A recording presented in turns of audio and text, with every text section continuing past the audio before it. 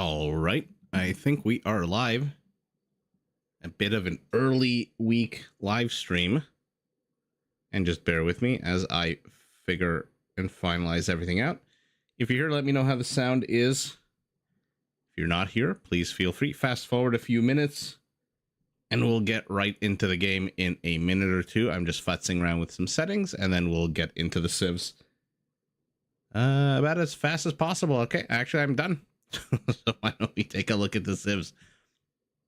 We got Team West taking on Team East. In red, what's the word I'm looking for? Headlining Team West, we've got Nolo as the Hindustanis, in his pocket Valis as the Saracens. Okay. Then we've got Chaos to win as the Goths, and lastly in the side we've got Kylar as the Magyars. In purple, Chrisibu as the Cumans, in his pocket Ganji as the Spanish in yellow, Slam, a fellow Canadian, as the Italians in blue, and last but not least, Menunez as the Bulgarians in gray. So Bulgarians taking on Hindustanis. Hi, Gray Shrimp. Hi, Rebecca. Hi, Martin. Let me know how the volume is going. Rather, how the volume is. Is he trying to steal an Ibex? Or push away an Ibex? But anyway, we've got Hindustanis taking on Bulgarians. We've got Magyars taking on Cumans. Okay, two super duper fast civilizations. Why don't we take a look at the actual map as the Mother Nature herself rebels against the very thought of humans trying to claim this land. And down goes the snow leopard. So what are we working with here? 2 villagers on 2 villagers, but Team East has an extra scout, and at the end of the day decides, Menunez does, to carve the area up in half. Nolo says absolutely not. I'm just going to waste a whole bunch of time aggressing here. Ooh, Kylar. Kylar, you know you can't use an individual tree like this. We'll see if he notices. For now, the battle. The low-stakes battle of the center of the alley. And let's take a look at the map as we start seeing what's going on around the map. It looks like potentially, depends on how you look at it. From the right side, there's 1 area of attack here. From the left side, there's 2. And okay, look at that. Okay, I didn't give Kylar enough credit. Cuts down the tree, places his own palisade. Then in the middle, a confusing jumble of tunnels. A few diagonal going from the top left inwards, from the bottom left inwards, and then a few confusing tunnels here to the top. A very simple 1 alley directional battlefield. So let's see how this ends up going here. How is everyone doing tonight, by the way? Like I said, let me know if the volume's good, if the volume's okay. As villagers continue, I mean, does red really need to fight over 10 extra tiles of space? There's no resources here. There's no boar meat. There's no relics. There's nothing really. So I really question why he's making such an issue of it. I guess getting a Bulgarian villager is pretty good. Sorry, Chris. Hello, hello. Volume's good. Okay, excellent, excellent. Another Bulgarian villager dies. So Nolo getting a good amount of work done. Now, congratulations. You've walled yourself in pretty far away. A whole 10 tiles away. And wasted a whole bunch of time. But doesn't really care. He's got a bunch of dozen villagers back home. They are luring boars. This is how you do it. Chrissy Boo says, you know what? I don't mind this at all. When I push, I'm going to push, and you're going to see me coming from a mile away. And I don't really care where you want to wall this off. So they agree to the south to wall this between themselves. Looks like the villager, remember, Magyars need a 1-strike policy. Rather, have a 1-strike policy to kill their wildlife. Which means that this villager took 1 attack from the snow leopard and immediately killed him. And our Spaniard is sending a force forward. Okay, so he's going to carve this up in the easiest way possible for him. Is he out of wood? Why did he stop there? Our Magyar moving forward. He sees the villager. Villager, by the way, with loom. And so the Spanish villager should be pretty safe for now as he constructs.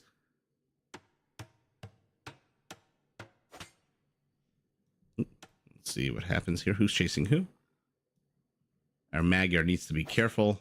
Another boar being lured to the north. Okay, so we're having a nice little start here. Not the craziest, not the most boring that we've seen.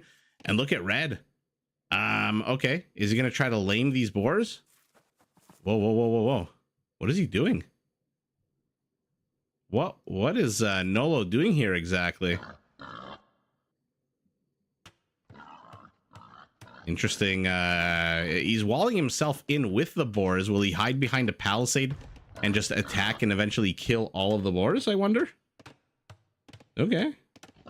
Let's see what he decides to do here to the south. Oh, I thought these two peaceniks were going to have a fun time just going up to Castle Age, but nah.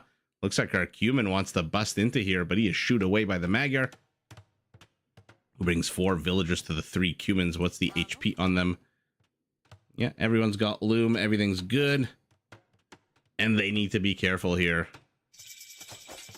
The last thing you want to do is lose villagers over really not much. Slam now realizing, hey, I don't want you to lame these boars, so I'm just going to take them myself. Manages to get 1. Ooh, bit of a blocking situation. Let's follow along the villager because he is at half health. And see what he manages to accomplish. Looks like Slam is sending another villager there. And I should probably zoom out to the left side of the screen to chase away Nolo's other villager. I don't expect any issues. Slam, a pretty fantastic player. I always love watching Rage Forest games with Slam. He's just... I think he's one of the best Rage Forest players, in my opinion. And I'm not saying that again just because he's a fellow Canadian. I actually think he is.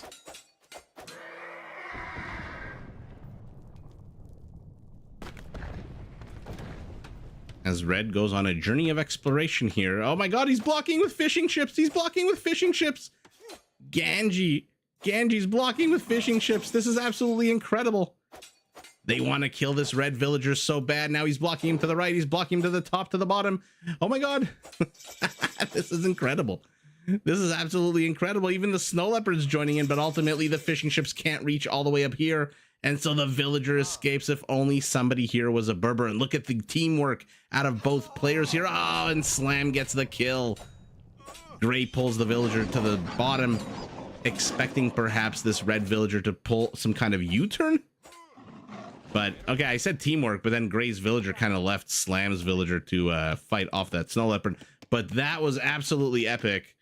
I don't think I've ever seen that on this channel. The use of fishing ships to block the path of a villager. I'm going to definitely make a note of that. So bear with me. These fishing ships idled a little bit.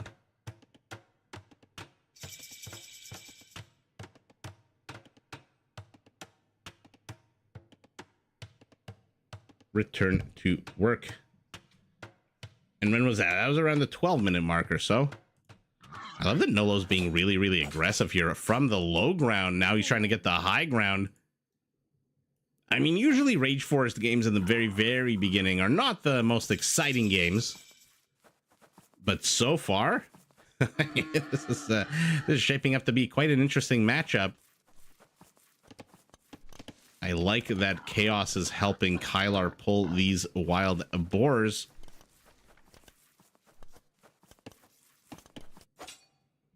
As now Slam says, you know what, enough's enough. I'm just going to build a wall here. You're not going to penetrate. And what has Green built? Oh, no, not built anything. He's stolen 2 sheep. Oh, sorry, guys. I hit my microphone.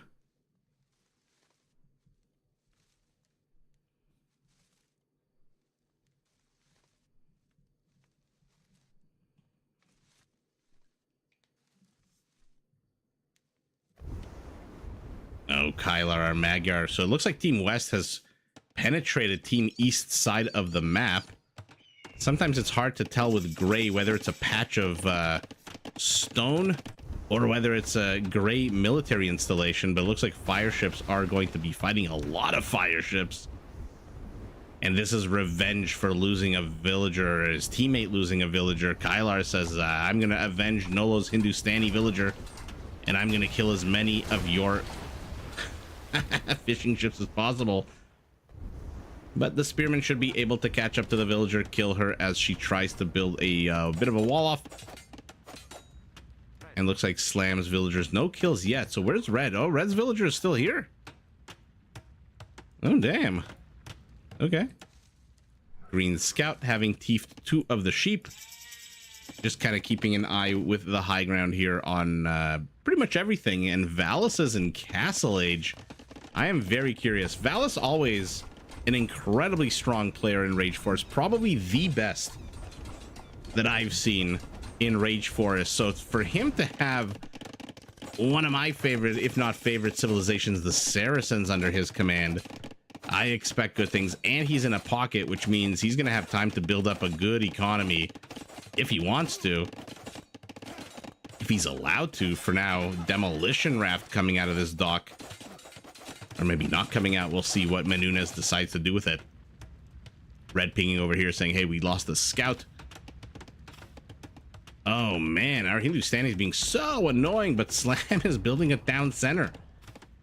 Interesting. Okay, so he's already up to a 3rd town center as well to the back of his base. And it looks like the Magyar has been knocked off the water that he himself tried to knock the Spaniard from. Oh, but not before the demo wrap pops out. Oh my god, so many wasted resources. Hey, so what? How are you tonight? What an incredibly wasteful first 20 minutes of the game. Is it Demo Raft is going to finish? Yeah, probably will. But Yellow's forces are split up.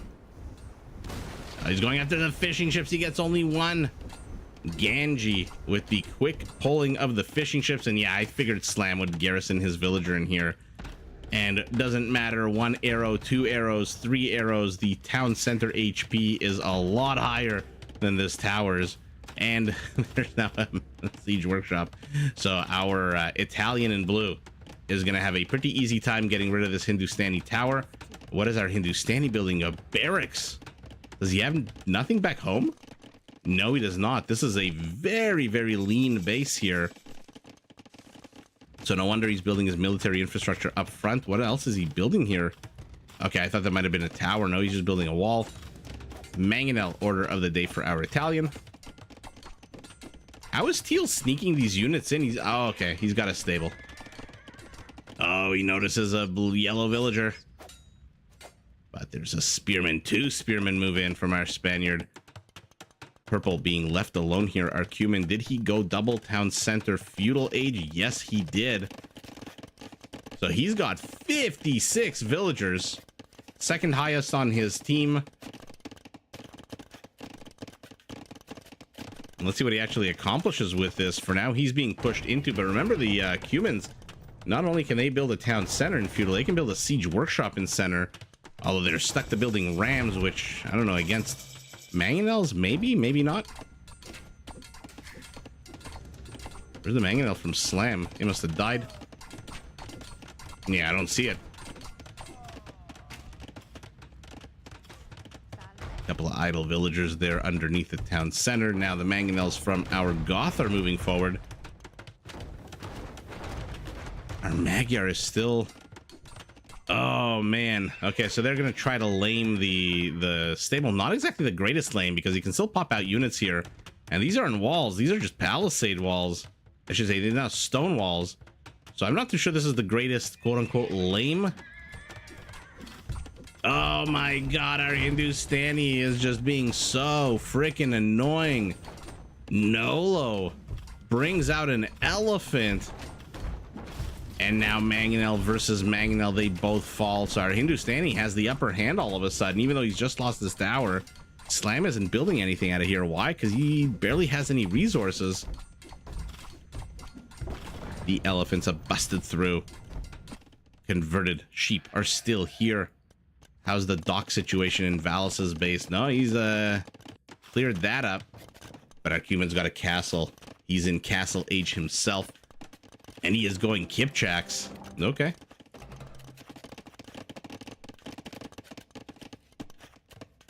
Just got Bodkin, so the range on his castle should be expanding. Okay, and now look at this. Our Magyar and our Goth meet up. Might want to move away. Yeah, there you go. Let your mangonels take care of this. There's no point in risking the HP on these pikemen. And let's see whose micro wins the day here. These are two very wide apart groups of mangonels. Kipchaks with their multiple arrows might do a decent job here. Attack round doesn't get anything. Ooh, perfect splits there by purple. Should get this one straggler mangonel. But we'll see what he can do against this. This is a lot of pikemen and a lot of mangonels. And again, this stable hasn't really been lamed. These are just palisade walls, which these mangonels can destroy in the blink of an eye. Oh, I missed it. Red lost his siege elephants. It must be to this mangonel. 4 kills, town center, 0 kills. Did the villagers get anything? No, they did not. The Kipchak's chasing. Now they're going after the building. You have to be so careful. They can kite these pikemen all the live long day, though. Oh, not careful enough. It almost always inevitably happens that you just look away for a quick second. You don't click the right button the right time, and you end up taking a bunch of rocks to the face. And yet again, a villager, this time a Bulgarian, finds himself in the back of his opponent's base. Okay, our Spaniard going knights.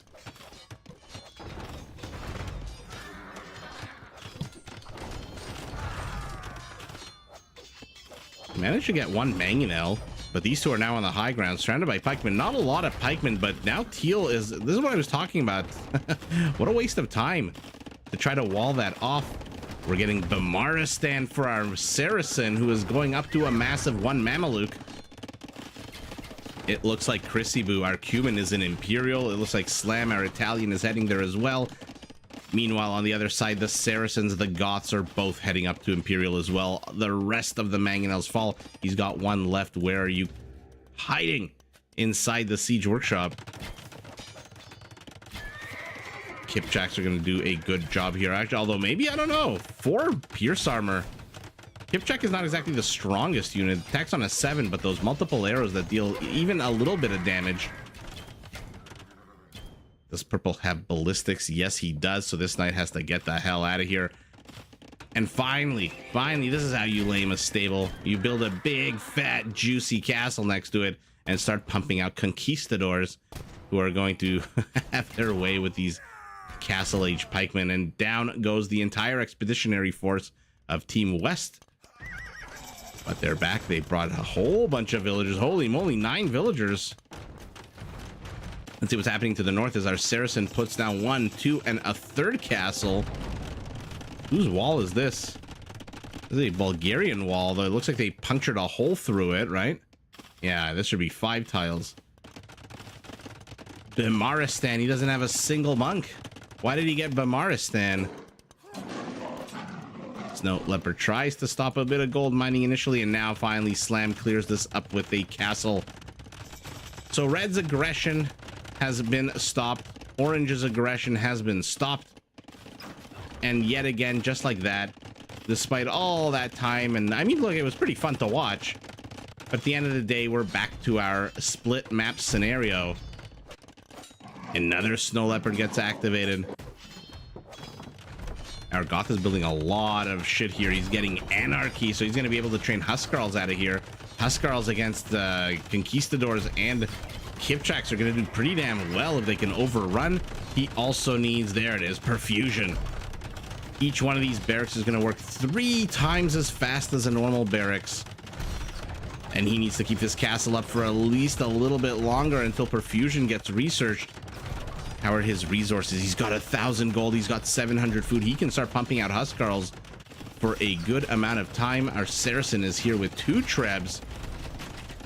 Ooh, this is going to be very problematic for our Saracen. If he goes Mamelukes, our Italian has Ninja Turtles with a +5 attack against cavalry and then a +4 attack against camels.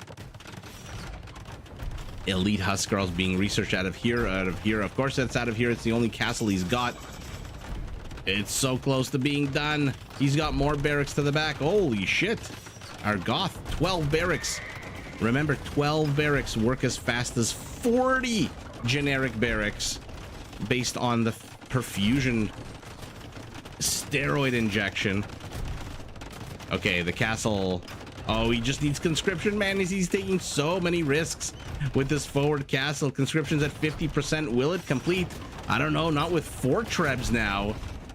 Oh my god. Oh my god. This is sort of nerve-wracking. It does not complete. So they're gonna work a little bit slower than they should, the barracks, but they're gonna work pretty fast anyway. Halberdiers run away.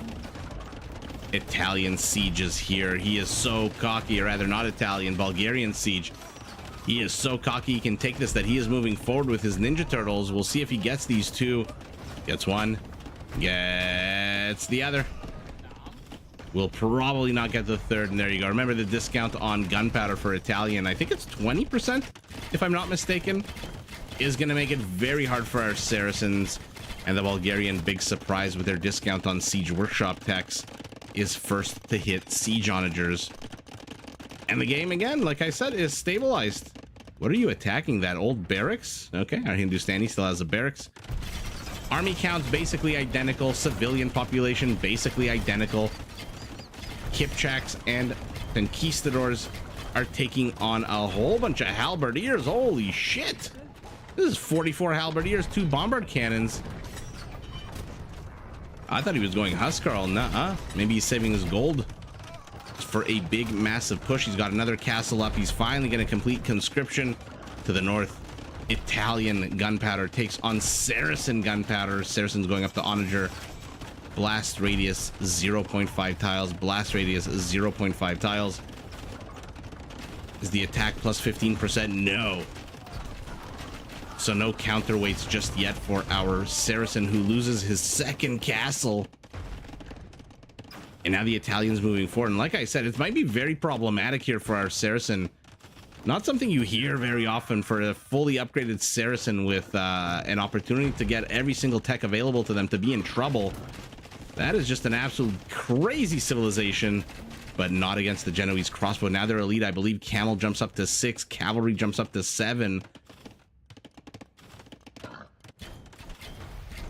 Okay, Kipchaks. Very, very close to the trebuchets. I don't know what they're so scared of. There's a bunch of halberdiers here. And now we're getting siege onager as well for our Saracen. Oh no, but somehow yet again, Teal has snuck in a whole bunch of units. And now knights are raiding the back of the Spanish economy. We'll see how much damage that actually ends up doing. This is a lot of Genoese crossbow. Slam not paying attention, loses a whole bunch of them. Looks like he's trying to cut a path through the forest.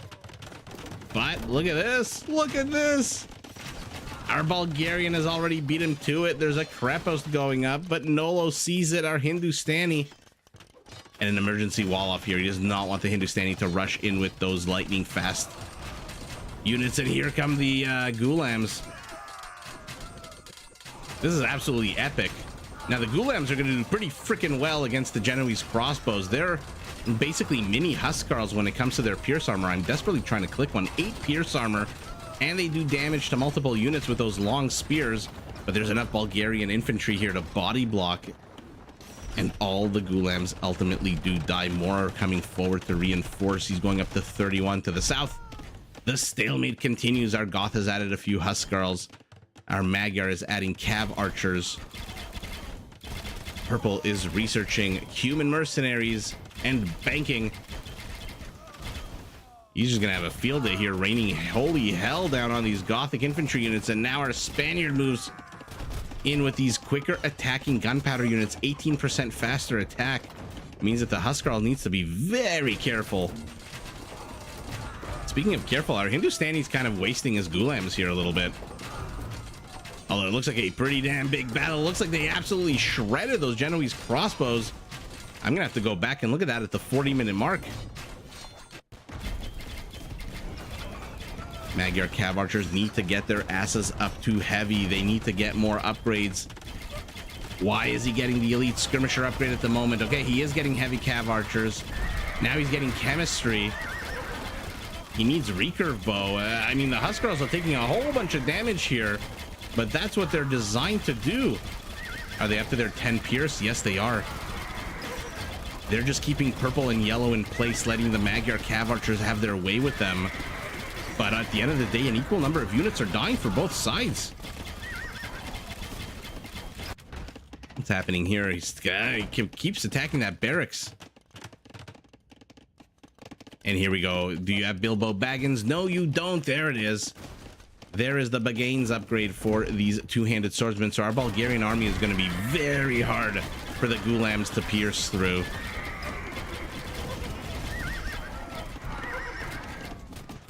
Kipchak's in huge number. He's going up to 57. 54 of them are here. 77 kills. Not great, except it's against the Goths. I would say 80 kills against Huskarls is pretty damn good. Oh my god, how many freaking arrows. This is ridiculous. Chaos to win. What are you doing? At least attack a little bit. Are these guys fully upgraded? Yes, they are. 12 attack, 8 range. Our Saracen now opting to add in heavy siege. Does he have counterweights? Yes, he does. 87 attack. In come the Gulams. They're gonna make very quick work. Oh, the bombard balls. The bombard balls get a fellow bombard cannon.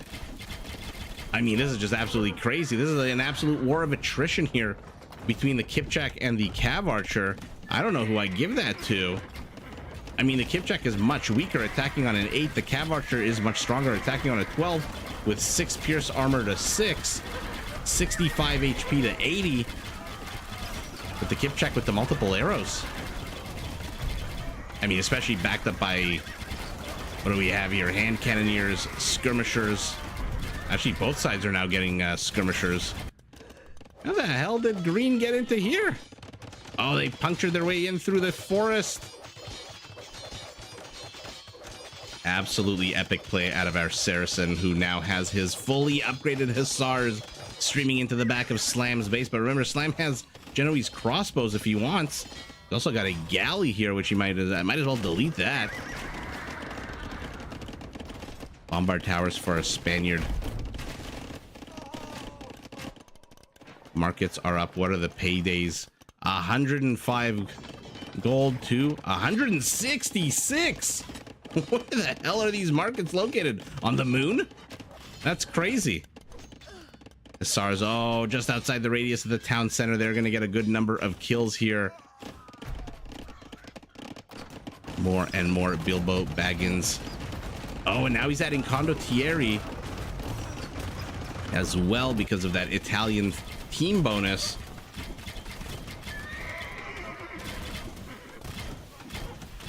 Hand cannoneers, skirmishers. I like that our Spaniard has switched to hand cannoneers and hasn't doubled down on conquistadors. He's getting a cannon galleon, an elite cannon galleon. Oh, this is such an annoying choke point here. Where's this cannon galleon? I gotta see this cannon galleon when it pops out. It's gotta be here, right? Yeah, there it is. Why here? Your guess is as good as mine. Slam trying to defend this with what?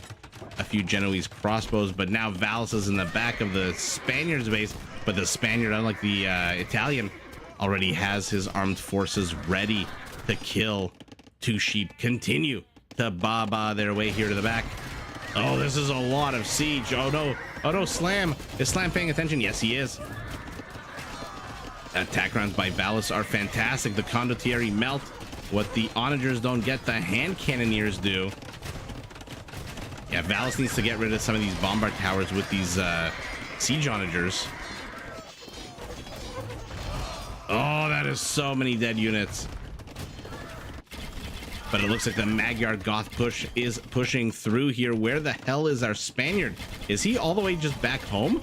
Where are his 30 hand cannoneers? Are they all home just defending against Valus? Where are his 30 hand cannoneers? Why are they here? Trying to click on these. Oh my god, my clicking seals. Are all 30 of them here? Yeah, why are they all the way here? You can't leave the Cuman unsupported like this. Otherwise, this is what happens. Valis streaming more and more and more hussars. Oh, look at this. Dead man's zone here. The towers have been cleared up. The Ghulams are rushing into their deaths. How many kills on the Bulgarian onagers? 3. How many kills on the Saracens? 43.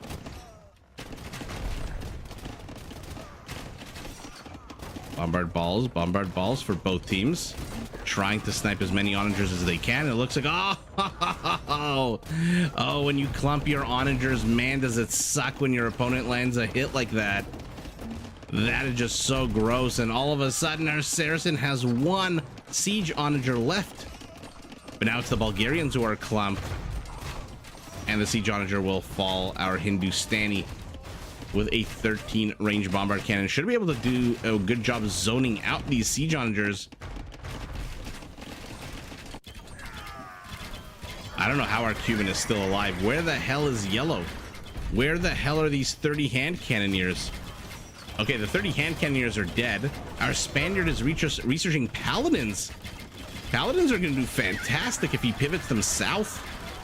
There's nothing here that can withstand. Even the Halberdier of the Goths is missing the last armor upgrade, so they're not going to stand very long against a fully upgraded Spanish paladin with 180 HP.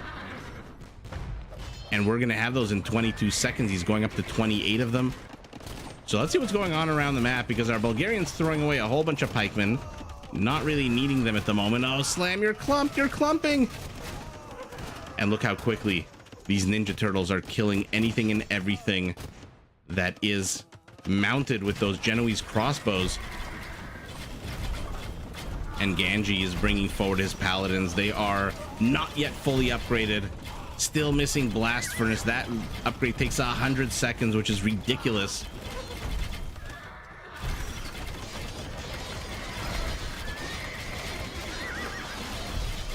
Oh, guys, I think my chat froze. Hi, Chris. I hope we get to see. You know what, Chris? If you're around for game 2, I'll see if I can pick up Berber game.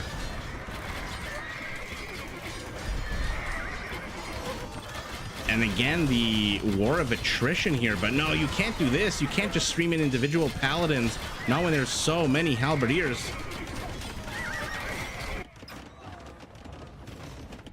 Oh, Valis is inserting himself into the trade route. Oh, no! Oh, he's not paying attention. That is a missed opportunity. A second volley. He gets 3. But that was an absolute missed opportunity for our Saracen, who, in all fairness, is microing on 3 fronts and gets a whole bunch of crossbows here. And now oh my god, this is horrible. But the Mangonel doesn't kill. The hand cannoneers will absolutely gun down. Our Magyar is pushing in with 2 castles. Where are these Spanish paladins? Where are the Spanish paladins? Chris. I'll try to find one anyway. Oh, and now they're in the trade route. But they're retreating. Why are they retreating? Oh, I guess they're afraid of the castle? Not too sure why they're retreating there. What's attacking you? Oh, nothing. You're attacking an enemy structure behind enemy lines here.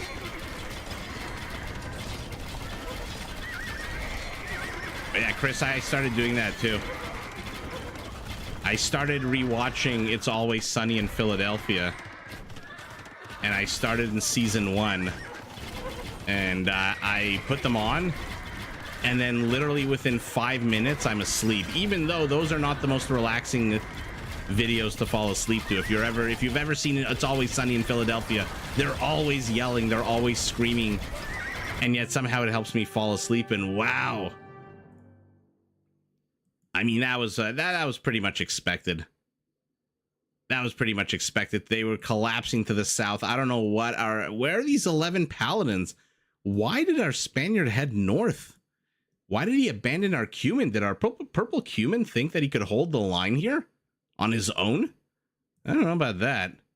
Oh yeah, Hussars taking on crossbows. I don't think these two ever really fought, except maybe in the back of Slam's base when Valis did that fancy schmancy run by. Oh, I guess they were cleaning up these Saracen camels and Mamelukes. Okay, so I'm the idiot. Are they fully upgraded? I mean, look at this. Look at this HP on a camel unit. 170 is freaking ridiculous. But I love this war of attrition here. 42 kills, 91 kills. I can't imagine in a game that's 56 minutes that trade was very big. Yeah, not exactly the biggest numbers. Relic gold, surprisingly, only 2 players took relics. Biggest donor are Hindustani, biggest recipient are Magyar. Well, that was a fun first game here. Let's see what else we can find. So let's see, Chris, if I can find a Berber. No, I was going to play this one next. But here's a Berber game. All right, Chris, if you're still awake, here it is. If you're not awake, come check out game number 2. And let's see, we got Menunez this time playing as the Berbers.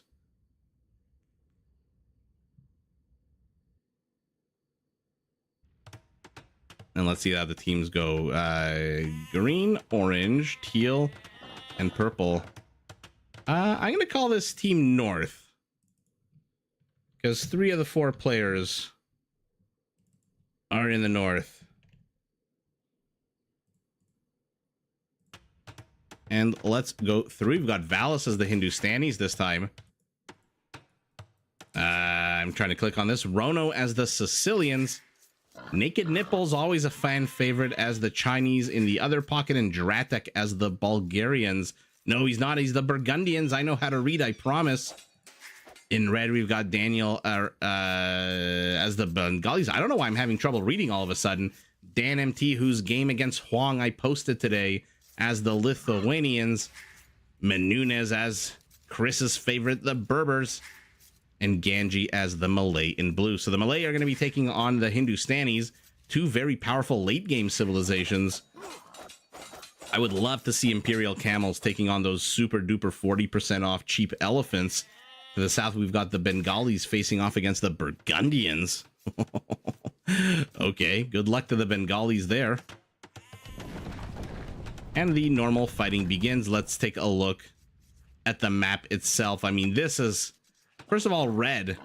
Daniel is incredibly isolated. Look at this. This is his closest ally. Look how far away he is.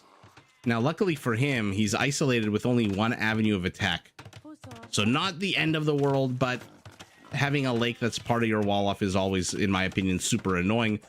In the middle, we've got 1 attack path diagonally from left to right, right to left. And then we've got a bifurcated area of attack here with 2 paths that blue, our Malay, has already begun walling off. Although it looks like Valis is trying to make an issue of it. Not too sure why. This is not a bad wall off for him at all. And I think he realizes that. So he's to the north. He's probably going to hug this blue wall with a wall of his own. Okay. So peace to the west. We'll see what happens here to the center. And not that much peace to the east.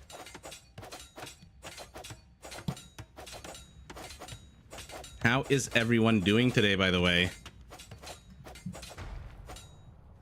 If you're here, if you're watching, if you're lurking in the background, come say hello.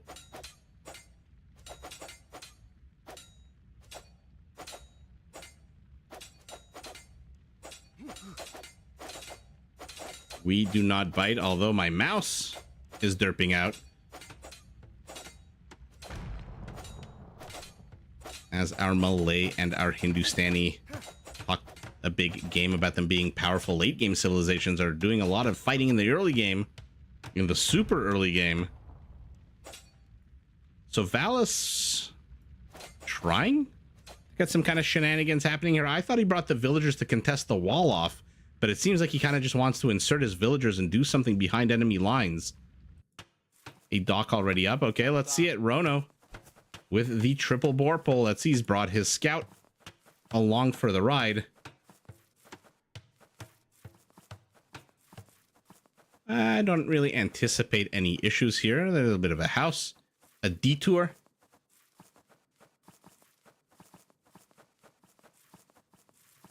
Let's see how far he has to go, because I see some action here on the other side of the map.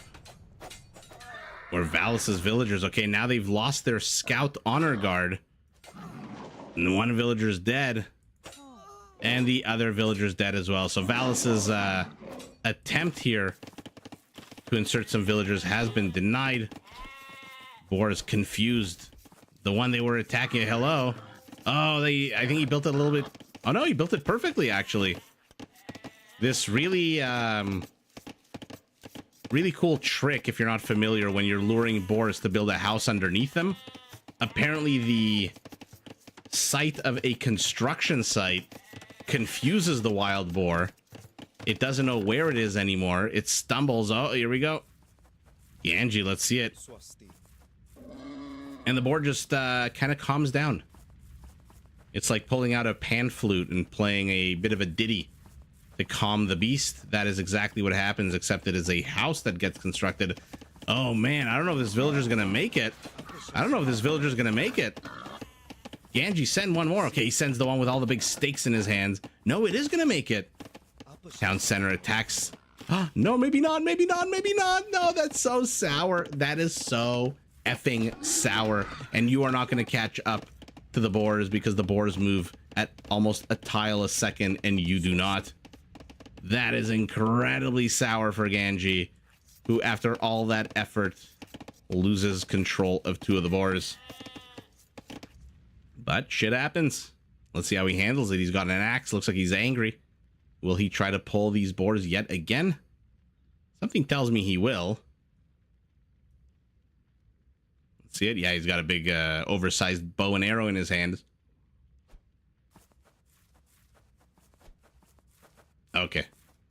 So now he should be able to pull those two remaining boars. A bit of a waste of time, but you know what? At the end of the day, maybe that actually is to his benefit, because now there's a lot less decay happening, even though he is using an extra villager who could be working during this time. I wonder what's better, the decay savings on the two boars or the one villager who had to be pulled off the economy in order to re-pull those two boars. Let me know what you guys think in the chat, in the comments. I have no real clue. One boar goes down a second, both of them underneath kind of the town center. This one maybe not, but a decent pull nonetheless. Two boars get pulled here by purple. It looks like the third one got out of Dratek's control. And down the two go. Dratek and Dan, our Lithuanian to the south, are both first to reach feudal age. But it looks like everyone on their teams is going to be joining them any second now.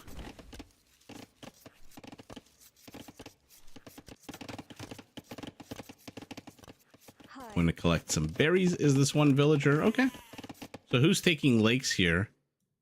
Chinese, Sicilians, Bengalis to the south, as well as the Berbers.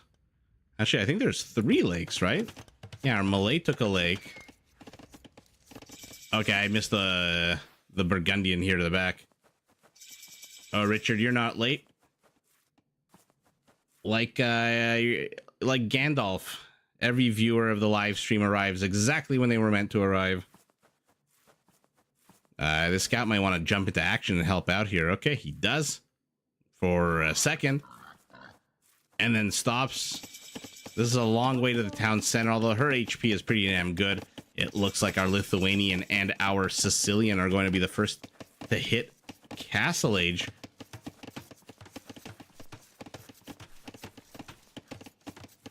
Okay, so it looks like that boar, both, it's funny that both Genji and Dratek were so stubborn about getting that third boar that they lost control of, although Genji lost control of 2 boars. Our Sicilian sending some reinforcement here. What is our Lithuanian doing, by the way?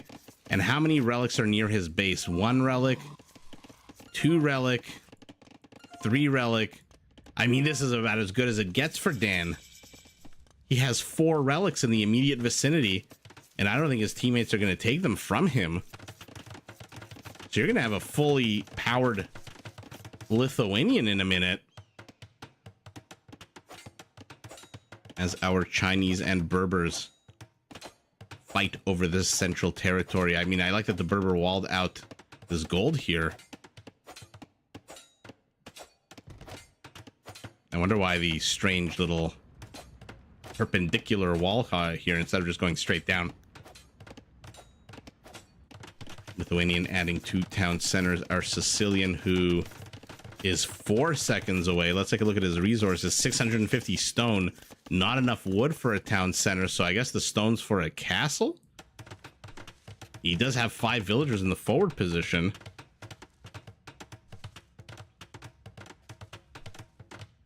Let's see what he does. I'm assuming he's going to put down a... You are Sicilian. You build castles half as fast as everyone else. 50% faster than everyone else. He doesn't have wood. What is he doing? Why is he not sticking around here? He's got 83 wood.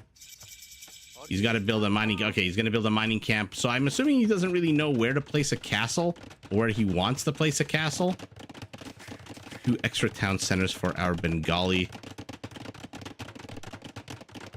And let's see. I'm really curious to see how the Bengali takes on the Burgundian.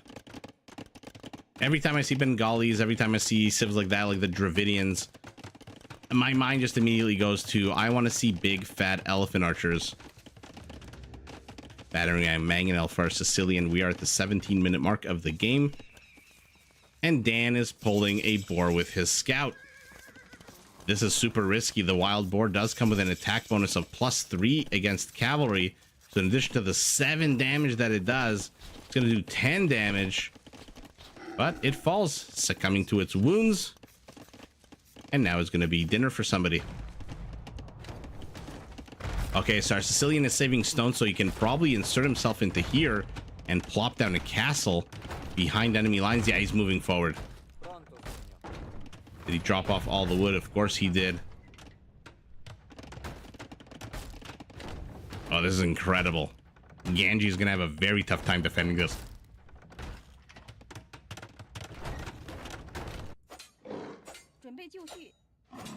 Uh-oh. Uh-oh. She's down to 11 HP. Who's winning this? Oh, by the skin of her teeth. Oh, she can't afford to run into one more wild animal. Not that there is one in the vicinity. Okay, I thought he was going to put one behind enemy lines, but no, he places one right here, which gives Ganji an opportunity to create a backup wall off on both attack paths. And our Malay. What is he doing? 9 fishing ships. He's got 1 mangonel, which gets a Sicilian mangonel. We'll get a second. No, okay. Might want to repair this. Burgundian castle is going to start pushing into our Bengali. And this is what I'm talking about. Isn't it so annoying to have a lake as part of your, or at least very near or in the vicinity of a wall off? Because now all of a sudden, if purple manages to bust into here, you've wasted a lot of wood, and you know he's going to go straight for this. And defending this is just so annoying. Defending any kind of water with land units is just so freaking annoying. Or you invest a whole bunch of wood, which you can't really afford if you're trying to build up your military industrial complex, into building up a naval defense, in which case, yeah, just annoying either way. Nothing good ever comes out of having water as part of your wall off. Unless you fill it with like 1,000 Dromans or like 1,000 cannon galleons, in which case you're pretty good. Oh my god, you're not a boar? What are you doing? Why did he try the house trick with the snow leopard?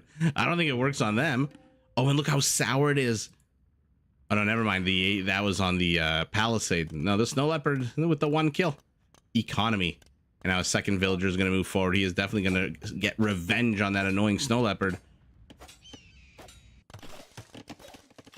Okay, our Bengali does not want to deal with anything right now. He wants to build up his economy. And like I said, Daniel is incredibly far away from everyone. Our Lithuanian, how many relics? 1 relic only. A second relic being brought forward. Where are his monks? How many monks does he have? Just the 1. Okay, so he's taking a sweet-ass time. Meanwhile, the Burgundian also kind of taking... I see the big, long, pokey stick of a Coustelier as he attacks this wall with a massive, massive 8 attack.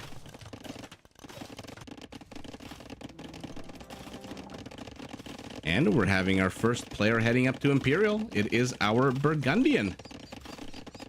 Does he have stables, or are we going to see a Paladin push?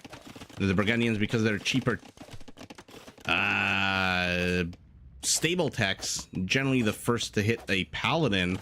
I mean, he's going to be first to hit paladin if he goes that route anyway, because he's going to be the only one in Imperial for a long time.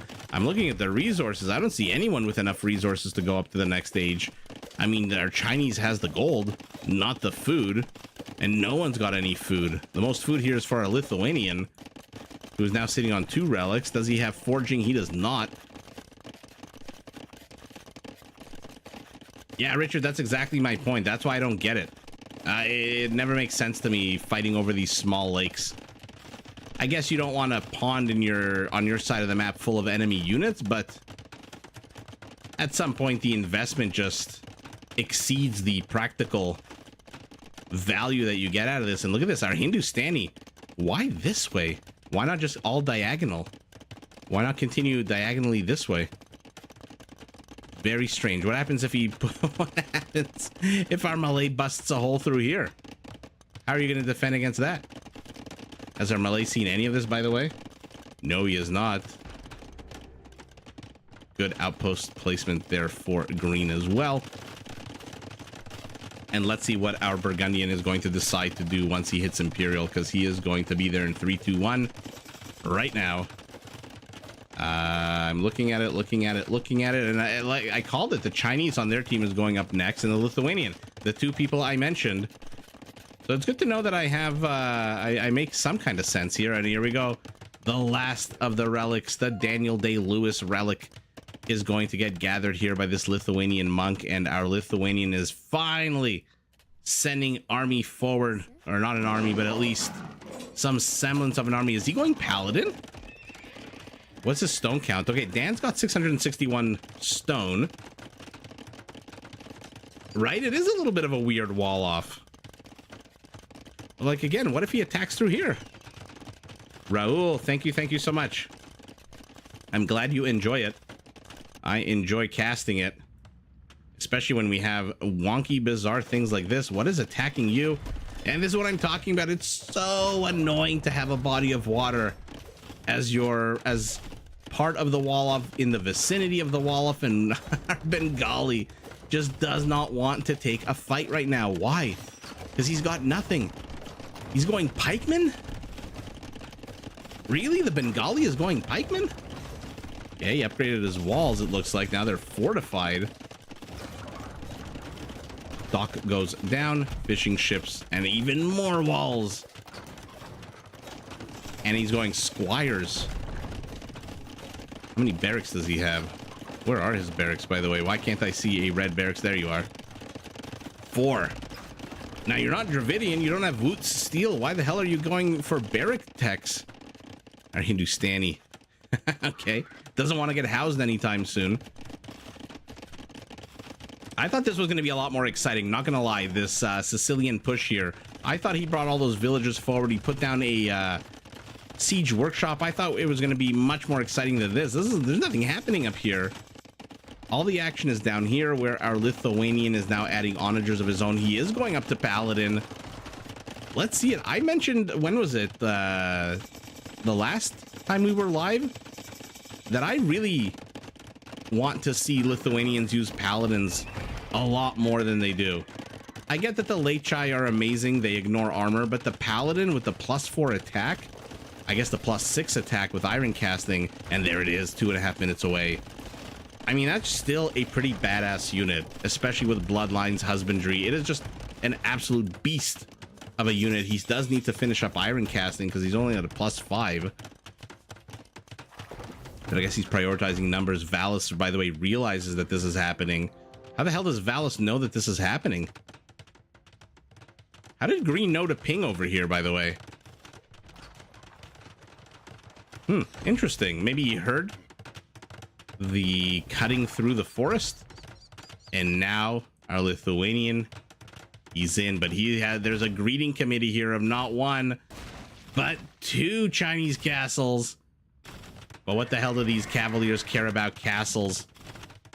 Oh, this is why they care. Oh, the villagers are on the wrong side. They're building on the wrong side.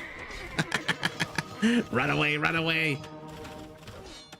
Okay, so the Cavaliers engage at probably the worst possible time for them, right before they become paladins.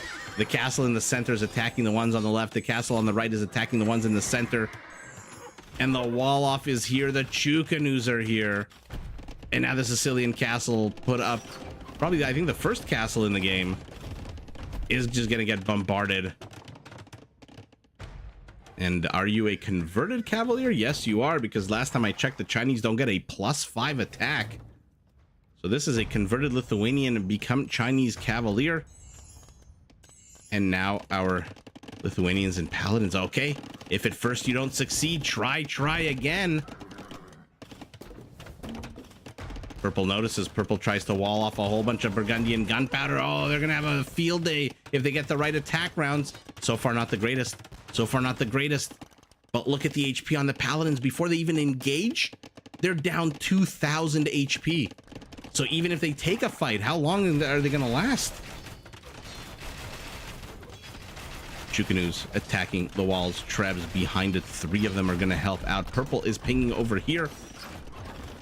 I am missing upgrades left, right, and center. And Chris, we are getting Casbah. So our Berber is a real team player here. By the way, he's gone up to 48 cavaliers. Why is he not going camels? Not too sure. Might as well get some of those regenerating camels if you're going to go up against Hindustani Imperials. Although I guess the Cavaliers... No, I don't think the Cavaliers hit harder, actually. A few of them peel away. They're going after the siege, but a good amount of attack rounds out of our Sicilian. Malay. You know, I wanted to see elephants, but Malay arbalests are not bad either. They do come with all of the blacksmith upgrades, and they do attack pretty damn fast. To the center, our Chinese push is beginning to reach the center of the map. Our Berber with these 20% off cavaliers. Also look at their HP, down 1,500 HP. Wallalo's going down. Our Lithuanian paladins are going to have a field day here because some of these houses are not even... he's building an emergency wall up behind us. Oh, he gets it just in the nick of time. Now he's going to have to pivot to the stable. Did he not bring any siege? Okay, why are you not just gunning down the stable? That's exactly what he's doing. And down it goes, and in come the paladins, but they're going to take on Coustilier's elite. Look at that ridiculous first attack, 38. Let's see it. The Coustilier's close. There's a whole bunch of Chukanus here as well. Maybe not enough.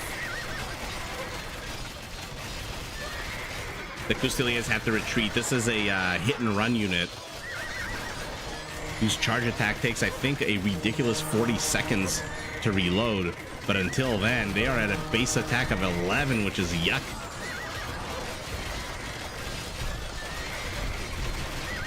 Okay, our Lithuanian is using half his paladins to attack infrastructure that doesn't need to be attacked. In the meantime, the rest of the paladins and their, I mean, I hate to say it, Bengali halberdier friends are being absolutely destroyed by 3, 4, 5 castles. What an absolutely atrocious incursion there for Team South. Even though a bunch of paladins do manage to get in, now they're attacking fishing ships. Okay. Hindustani Sicilian combo is here. So, that is a combo that can pack a frickin' punch. Our Malay. Okay, our Malay is going squires, halberdier. He has 1 pikeman on the field. There he is. No upgrades whatsoever, except for armor. And what is our Berber doing to support? He's going camel archers, not bad. Gives him a good amount of mobility. And the camels, even though they're imperial, do come with 0 base pierce armor and melee armor.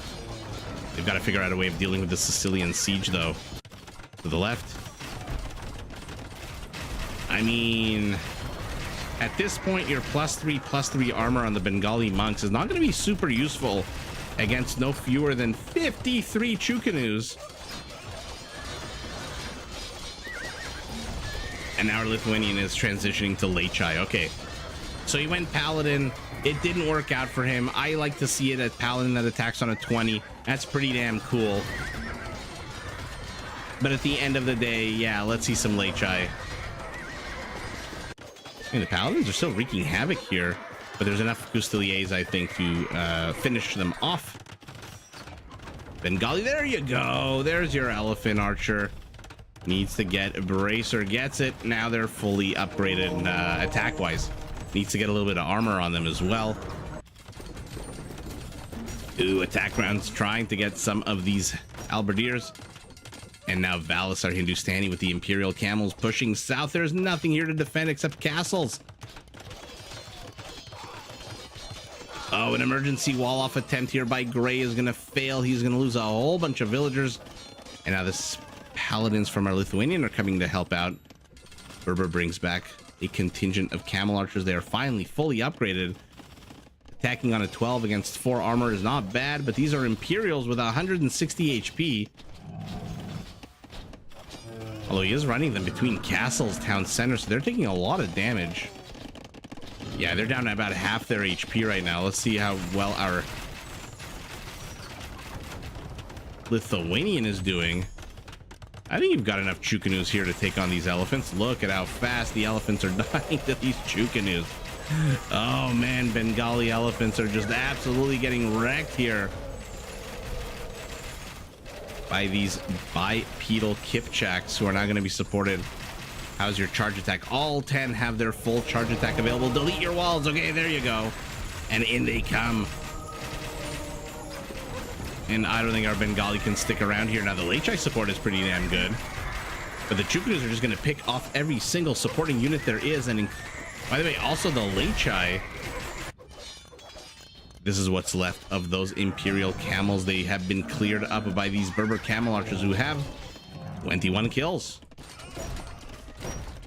Our Malay with a random cannon galleon here, begging the Hindustani, begging the Sicilian to move forward, that he can fire on them. And now flatten they go. He doesn't care if he kills his own units. I'm surprised, yeah, he's not taking out more infrastructure. He does have the ram to do that. But blue is collapsing here. At the same time, though, Lechai are in the trade route. And they... I don't think they're as fast as a trade card. Sorry, not the Paladin definitely is not. No, they're faster than a trade card. So the Lechai should be able to catch up with a 22 attack against the unit that has, what, 70 HP, sorry.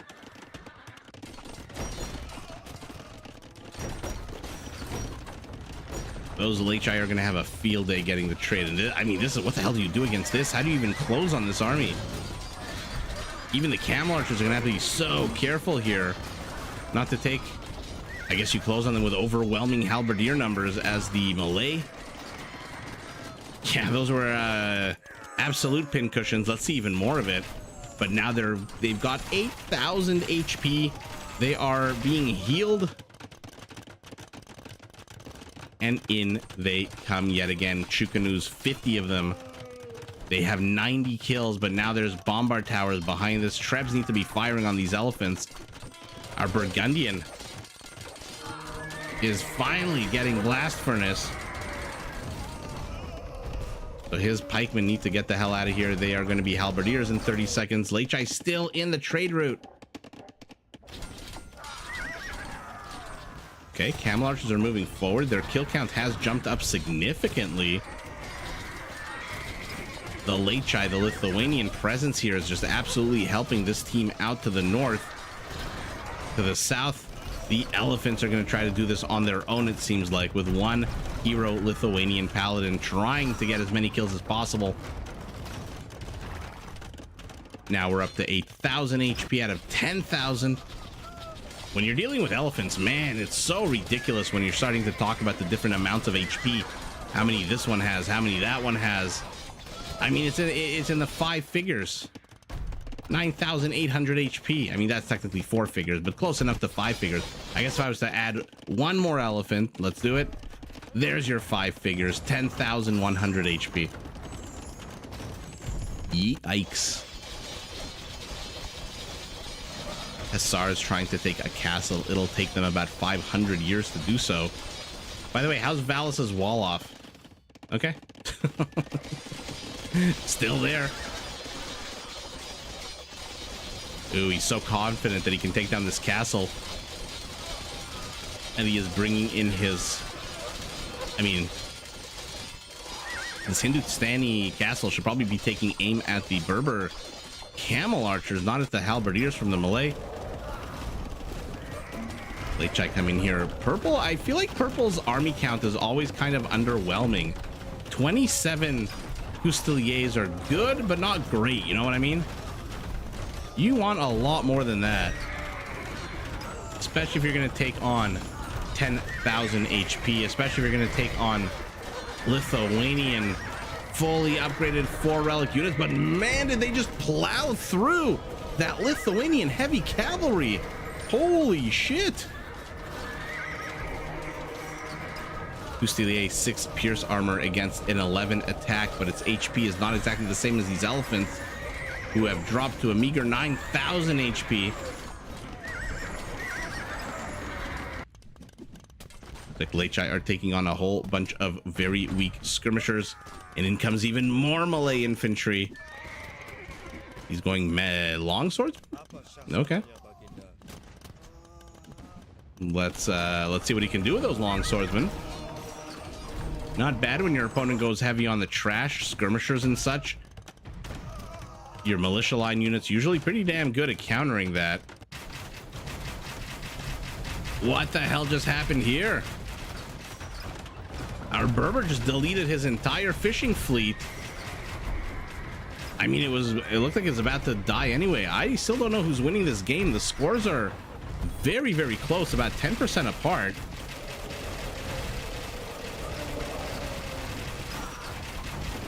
Thanos, hello, hello, hello. You did catch me live.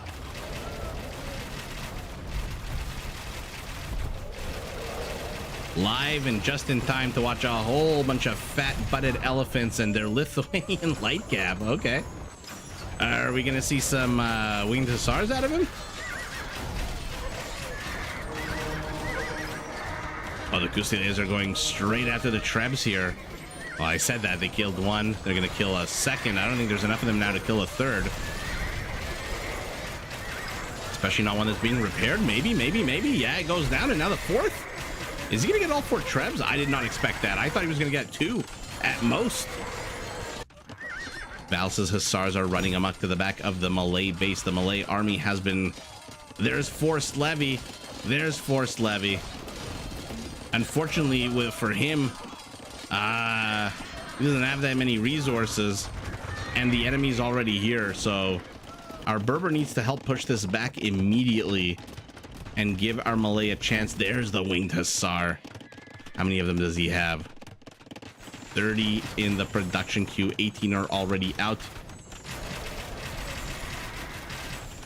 I was wondering where the hell these Chukanus have been this whole time as they take on these elephants. I mean, let's highlight the HP differences here. Look at this HP. Our elephants have 4 times the HP. They're losing it quicker, but still 4 times the HP. And here we go. 2-handed Malay swordsman, trash unit extraordinaire. He's going up to 15 of them, but is it too little too late? Our Berber taking a break at the worst possible time, although what could he really do against Sicilian siege onagers? Hey Garv, my super chat's not working. Oh damn, really? I mean, I appreciate it, thank you so much. I'll have a look at that, but I appreciate that anyway. Thank you so much. Glad you could join us live. As the elephants continue to wreak havoc. How many kills? 73 kills. I love that our Lithuanian monk is doing his best here to heal as many gray wrinkly butts as he possibly can. Our Burgundian is down to 50 villagers. I'd say call a revolution, but what the hell are you going to do with 50 villagers? And our Berber is pushed back. It looks like Team South is starting to collapse a little bit. Their scores are widening. But the Malay spam, oh my god, it's pushed back the entire Sicilian Hindustani army. The camels do not come with any kind of attack bonus against the two-handed swordsman, and they've only got 3 melee armor against the 16 attack. Ooh, go after the bombard, go after the bombard. It's there in the middle of nowhere. Red and yellow are making progress, but it is slow. It is very, very slow. This Chukanu kill count is a little underwhelming. Lithuanian doing a little bit of a tap dance here to give these elephant archers time to kill some Chukanus. Yeah, and now the Force Levy, cheap trash two-handed swordsman, is going to meet his match with these Hindustani hand cannoneers. Tell me Valis has Shatagni. Of course he does. 9 freaking range. And now our Berber is in real trouble. Our Sicilian, catches too. Our Sicilian is here with a whole bunch of ridiculous halberdiers. Oh, there it is. Now it's working. Thank you so much, Garb. I really appreciate that. Thank you, thank you, thank you. That is very kind of you. I'm glad people are enjoying these. I just enjoy doing them so much, even though this might be the last game tonight. There might be one more. It's middle of the week. On Friday when I live stream, I know that it's going to be Friday. And so I can go a little bit longer knowing that I can sleep in a little bit on the weekend. But when it's a weekday, man, oh man, I will try my best.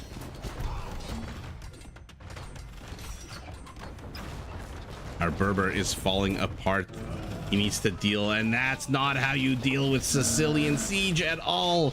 But what can you do? He's got to do it. He's absolutely got to do it.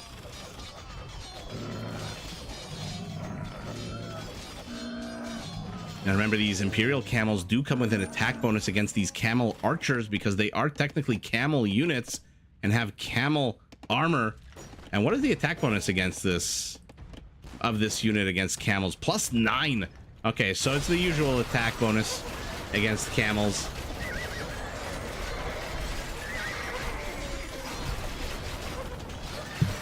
Oh, sorry guys, I dropped my phone. Our Burgundian army has been quite small the entire game, and somehow he's still holding the line. Oh, look at the loop-de-loop he did around the Chukanus, going straight for these Trebs. There's 3 Trebs here. He gets one. The Chukanus will get the second, the third. He's sending a few of these Custiliers south. They're going to get the Treb as well. But more Lithuanian heavy cavalry paladins, backed up by their winged hussars, are moving forward. It doesn't really matter though. Look at the Hindustani army. Valis is playing for keeps. 76 army count. He wants to get rid of these high ground castle. The camel archers, 49 kills. Yeah, the elephants can't do it on their own. There's enough Chukanus and these ridiculous, I mean, half of these Custiliers still have their charge attacks, which means their first attack does 40 damage.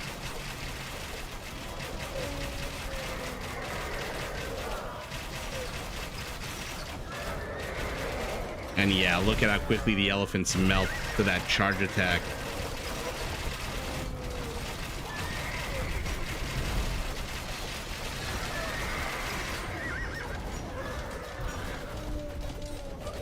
And they insert themselves into a nook though. Whole bunch of siege bites the dust. The rams with negative melee armor. Remember, the Chukanu's extra arrows do 0 melee damage. So if you have a unit with negative armor like the ram, they actually do a lot of damage to rams. And oh no, the elephants, their HP is down to 5,600. Oh no. The Chukanus are moving forward, maybe a little bit too closely. What are they attacking here? Even more. Finally, our Burgundian at the hour and 3 mark of the game is showing up for keeps here. But our Berber has been broken. Our Malay is basically dead. I don't see good things in the future for Team South here. Basic onagers. Oh, another onager shot. Oh, no! Oh. So many camel archers flattened. 100 kills, 102, 103. Oh, if there's one thing that's not endangered in Age of Empires, it's the elephant. So many of them everywhere. And now they're holding the line. I don't know if there's high ground. I feel like this kind of looks like high ground. but it might be a deceptive. Trebs need to start clearing up some of this infrastructure so that these Custeliers can engage into this. Berber's 108 kills now, but it doesn't matter. The melee. Wait a second, is our melee stabilized? Has Ganji stabilized here? Let's see if we can get these. Okay, Onager shots absolutely terrible. Oh, he's going after the bombard cannons first. Hand cannoneers have something to say about that. He does not get them. And now the trade for Team South is done. Hindustani units are everywhere, as are Sicilian halberdiers. Elephant reinforcements have shown up. They're back up to 9,000 HP. Hi, Bud Buzza. We are doing well, watching what I feel like is the end of this game. Or rather, the beginning of the end of the game. Blue and gray are basically dead.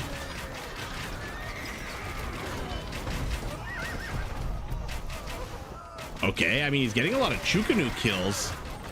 These elephants are still here. They've got 6,000 HP.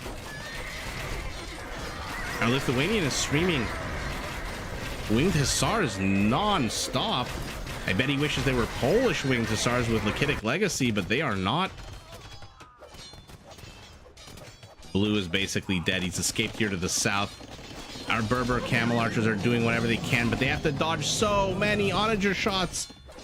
Oh, it's just not practical. It's not practical. Chris, I'm so sorry. I mean, he's getting... Valus is getting a lot of his own units here. But what the hell do you do against this? You can't really protect against this, and there you go. Yeah, that was basically a foregone conclusion, even though these guys 96 kills on them is just I mean, this was a stalemate the entire game. It doesn't matter if our Lithuanian tried to go north, if he tried to go northwest. At the end of the day, this was just a stalemate. And that gave Valus and Rono just an opportunity to penetrate and destroy our melee. Absolutely destroy our melee. Let's see what the numbers are. Heavy camels for our Hindustani, halberdiers for our Bengali. This is surprising. This is surprising to me. Oh, sorry. It was a decently long game. I wonder. Yeah, trade is not terrible. Yeah, and look at this Team North. What is this? About 55,000 in trade. About half that for the other team. Maybe 3/5. Highest kill count going to our Hindustani. Our Sicilian with those onagers? Okay, never mind. Our Chinese with the Chukanus is in second place. And then our Bengali with those ridiculously never dying elephant archers gets third place in terms of kill count. Well, that was fun. Let's see. Let's do one more. Ooh, I like Armenians. Ooh, yeah, Ethiopians. Ooh, Dr. Cosmonaut. Okay, not a player I see very often. Oh, Raul, thank you so much. Thanks for the content. I know, I appreciate it. Thanks for watching and enjoying. Oh, you guys are awesome. I still don't know how to react to super chats. I don't know, but I appreciate it. It's so nice of you guys. I'm glad you enjoy the content. I'm glad you're here with me to watch all this insanity unfold. And let's take a look at the teams. We got green, purple, red, and blue. You guys are definitely Team West.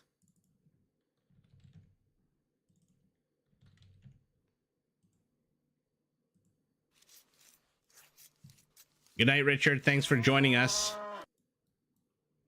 Oh, well, we know at least we've got a Gurjara here with that Camel Scout. Let's take a look at the teams. Shah money.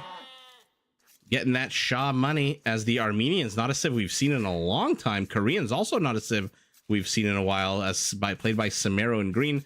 Menunez, the third time we see him tonight, as the Bulgarians in purple. Ganji yet again, this time as the Ethiopians facing off against the Gurjaras. Ooh, that's going to be interesting. You've got the fastest firing foot archers. You've got the heaviest, actually one of the, aside from the Teutonic Knight, I think the Shotel Warrior might be the hardest hitting infantry unit, unless I'm missing something. maybe maybe a Burmese, I don't know, one of the heaviest hitting units. So super fast archers, super heavy infantry, taking on a civilization with cavalry that can dodge archer fire and gun down multiple infantry units with a Xena Warrior Princess disc. We'll see how that works out for them, because Dr. Cosmonaut, a player from Turkey, is playing as the Gujaras in gray. GG out as the Lithuanians. In the other pocket, ACCM. And what is this? Has he joined the Mayan Sanity clan? Interesting. ACCM, not a player we see a lot in Rage Forest. And FedEx. Okay, if you have shipping needs, go to FedEx, playing as the Japanese in teal. And if you guys just give me 1 second, I'll take a look at the map.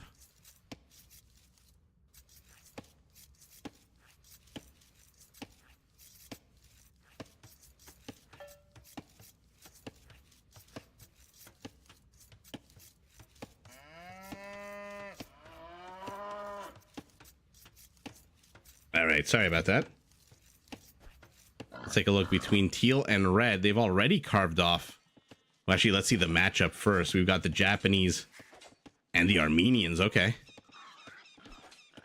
So you've got lightning fast infantry versus champions with 100 frickin' HP. You've got an amazing archer line versus archers that ignore your armor. To the north, they've agreed to split the map up. Immediately south of that, there is another big fat avenue of attack. And it looks like teal is trying to play some shenanigans here, FedEx, already. He's trying to lame the food sources of the Armenians. And now he's going to try to lame the boar. Oh, 350 food plus 140 plus 140 plus 140. Oh, no. Oh, no. Our Armenian is getting totally effed. Yeah, I hope we get to see a lot of chakram throwers. I mean, what the hell is this? Our Armenian is getting completely screwed here. He does manage to get this board, but we'll lose this one. So what is this? What's 140 times 3? 420 and 350. 770 food lamed, assuming they decay all the way to the end. That is a ridiculous laming here by our Japanese. That is absolutely ridiculous to start the game off. Our Armenian, luckily for him, did pull a few boars. And he luckily still has a few cows up here. But wow, that was an absolutely epic to the south. They've agreed to wall this off, and it looks like our Gurjara has unilaterally walled this part of the map off. Yellow finally heading over to wall. Does not want to pick a fight with a wolf, especially if he doesn't have loom. Oh no, he's trapped himself inside. Okay, for a brief second, that was going to go very badly for GG out. And then just a big open space here to the north, full of boars, full of wolves, full of stone, gold, trees of all kinds. Why is purple pinging over here? Because there is an orange scout and teal villagers. I mean, FedEx. Is FedEx really Doubt? We've seen Doubt do these crazy things before. But he is just, he is being incredibly aggressive. Not Shamani, Ganji rather. Also bringing a villager here. Why? Is he going to wall something off here? Or is he going to... Oh no, he's pulling boars. I think. Yeah, he is. Philip, it is a program called Capture Age. The basic model, I believe, is free. If you just go to Google and look up Capture Age, you should be able to get this as well. Hello? Where are you going, swishing your hips? And the 3 adorable boar butts head back. What happened there? I guess lost sight of the first boar, rather, lost sight of the villager. Okay, so our Armenian is collecting a little bit of food, but how sour is this? Look at this. Teal has taken a bunch of food. A bunch of it is decayed. And now he's even taking the shore fish. Oh, yay.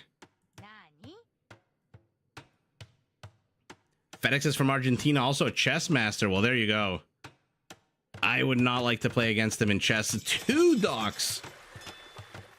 He is just being an absolute monster right now to the opposing teammate. I have one villager get stuck behind enemy lines. Okay. Deletes their wall, gets her back.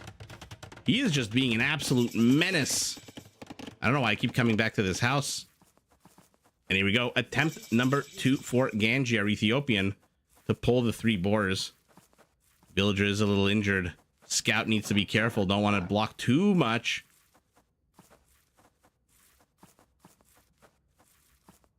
And let's see it.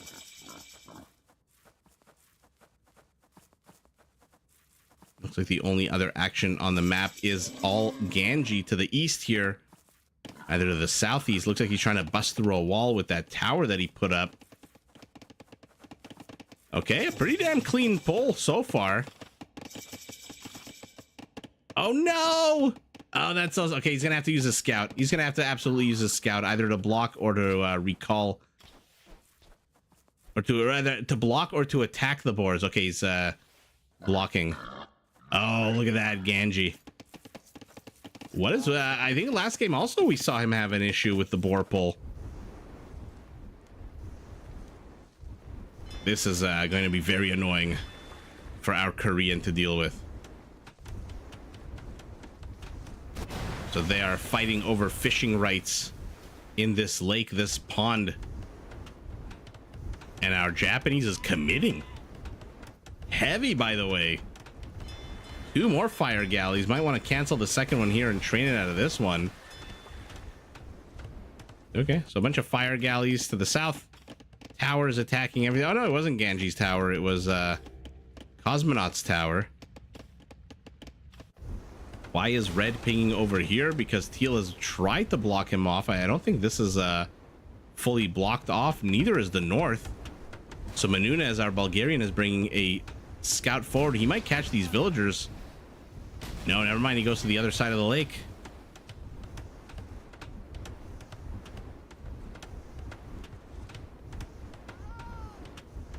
Okay, the villagers do die. One survives. Hello, purple scout. Oh, the HP is not great on him. Let's see if he does want to take this fight. Oh, he's gonna have to. You have to. Oh no, that's so sour. But I think green can reach this villager. No, why? I think he can reach the villager. Oh, never mind. At least the tower. Okay, so teal's villager, FedEx, after all the fancy shenanigans, is going to be pressed into by a cute feudal age Armenian army.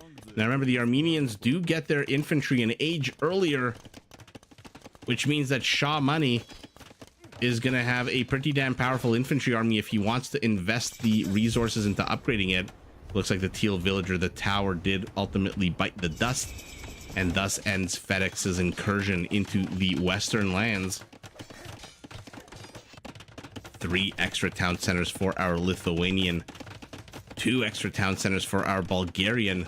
No one else is yet in Castle Age except Mr. Yo, ACCM. I saw MYI.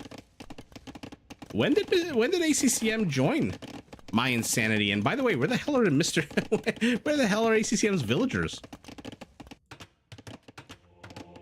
He's got 29 villagers. Do you see 29 villagers here? I mean, they're all gathering wood. Okay, so our Hun is going heavy on the fishing to give him food. Or maybe he just reallocated his entire economy for wood so he can start getting up town centers. I feel like when he reaches 275, he's definitely going to plop down another town center. A knight is already out for our Hun, so I missed the stable. There it is. Okay, a stable in the barracks, and he's pumping out knights. Is our Japanese defending? Yes, he is. Why is he defending this? And why with fire ships? Why not with demos? Purple is pinging over here saying, hey, I found something. Not too sure what he expects to do here with one half-dead scout. The detente to the south continues, to the center continues. But all of a sudden, I mean, I was wondering where the hell ACCM was. He's here to the center with a ram full of villagers and a spearman. Our poor Armenian is just getting pushed into from the very beginning of the game. Okay, that must have been a demo. A whole bunch of fishing ships just died simultaneously. And now he's going to try to clear up this one barracks. It is training anything? No, it's training men-at-arms. Okay. So the men-at-arms should be able to overwhelm this barracks, especially with these guys as well. Archer, not really necessary, but in come the knights. And that is something our Armenian is not ready for at all. Now he's in feudal, which means he can technically train pikemen. Does he have the resources for the pikeman upgrade? Yes, he does. But he looks like he's trying to get the resources to go up to Castle Age. I don't know if that's necessarily the proper move at the moment. More and more barracks out of him. Nice quick wall off by Shaw Money. Okay, barracks are up. What are you researching? What are you training? Nothing. He is not building, rather he's not researching. He is not training anything. And now our Japanese, years after everyone else, is pulling his 3 bores with 1 villager to body block, which means he's not microing the lake, which means his docks are down after all that wasted time. Look at ACCM. He's a 1-man army. His army, his team has 15 army count. He's 12 of that. How old are you? I am 41. And look at ACCM. Okay. Confident? Much? As he places an incredibly aggressive town center there.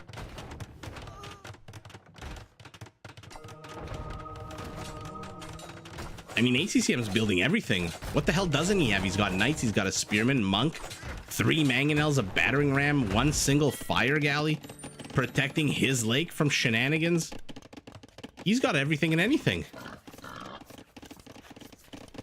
Looks like our Japanese had a little bit of trouble pulling all 3 boards at the same time.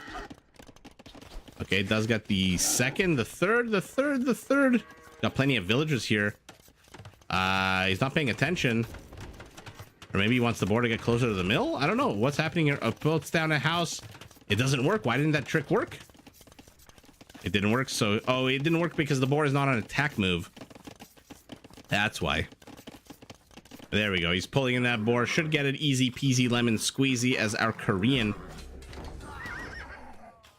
is now here with a castle attempted. Denied at 44%. And this is such a waste. He's got 5 fire ships, galleys, whatever. Not really doing much. It looks like our Armenian has stabilized. Is he? No, Shaw Money is still very much... Okay, never mind. He just, as I'm about to say it, hits Castle Age. And what are we going to see? Are we going to see champions out of him? Let's see something cool out of our Armenian. Again, not a civ that we see very much on Rage Forest 4v4. Okay, the south is flaring up. ACCM is now to the back of our Korean base. But his knights probably don't have any upgrades. Yeah, when you go quantity, you really rarely can afford quality. And so with no armor of any kind except their 2 base pierce, a town center will have their way with those knights. That is very much ACCM's town center in the middle of Team West's side of the map, in between the Korean and the Armenian base. Yeah, that's a huge balls on ACCM's. Huge swinging balls. Ram being repaired. He thinks he can attack it with his own mangonel to get rid of this man-at-arms. And then repair it with the villager. Oh, these attack rounds are absolutely epic. Out of our Hun. Who back home? I always love to see Hun bases because they're always so sparse. There's always like nothing. Do you see a single farm? No, you don't. Why? Because he's relying on his fishing industry to give him all of the food that he needs. And then the rest, I mean, how many villagers? 45 villagers on wood. Our Bulgarian has 57 on wood. A good time for us maybe to look at what our Bulgarian is actually doing. He's got 1 monk on relic duty. And now he's pinging over here. I do see a structure. It is a random barracks and a castle. Okay. Let's see Conics. And here comes our Korean with these ridiculously tanky war wagons. Yeah, Thanos, it depends on the players. I mean, ACCM, we've seen him a few times in Rage Force. He's like Doubt. He just gets into the action immediately. Look at what he's doing. He's got 2 monasteries. which are going to be fantastic against the Koreans. Koreans not exactly the quickest moving civilization. So while he pumps out 4 monasteries. What's his gold income? He's got 13 villagers on gold. Those 3 mangoes just killed themselves. Oh shit, I missed that. By the way, welcome to the stream. I completely missed the 3 mangonels killing themselves. What I'm not missing is these war wagons who are having a really difficult time. He's gonna have to sacrifice a few of them if he wants to jump in onto these monks. Bulgarian, Gurjara, starting to face off against each other. Okay, so our Ethiopian is going archery range.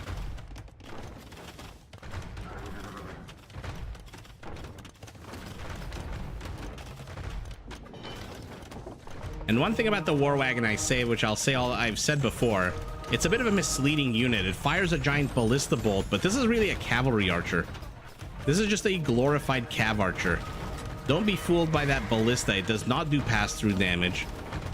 Now, it does fire on a base of a 9, which is really high for a cav archer, but it is still at the end of it just a basic cav archer. And down goes the entire army of ACCM. He's got 1 last mangonel. And now you're using a basic mangonel to fight a unit that has 150 HP. Oh, he tried to attack around and kill the knights. Oh my god, it's always fun to see. And look at this, ACCM has been overrun. Is this the first fortified church of the Armenians? Remember, it does come with a free relic, which means 1 arrow, which we can see very slowly being fired. Every relic you put inside adds an arrow. Martin is not a fan of war wagons. I mean, like I said, it's a misleading unit because it looks like it looks like a ballista elephant. It looks like it should be doing pass-through damage and hitting very, very hard. It is a beautiful unit, but at the end of the day, it's just a glorified cav archer.